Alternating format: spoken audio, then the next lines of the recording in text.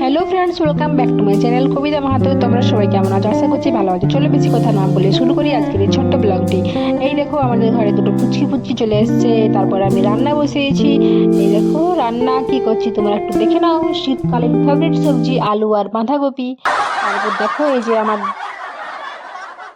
বেটা তোর বাবার চপ্পল পরতে শুরু করে দিয়েছে। নিজের চপ্পল পরবে না, কিন্তু বাবার চপ্পল পরবে। কার কার বাচ্চা এরকম করে তোমরা একটু বলবে কমেন্ট করে।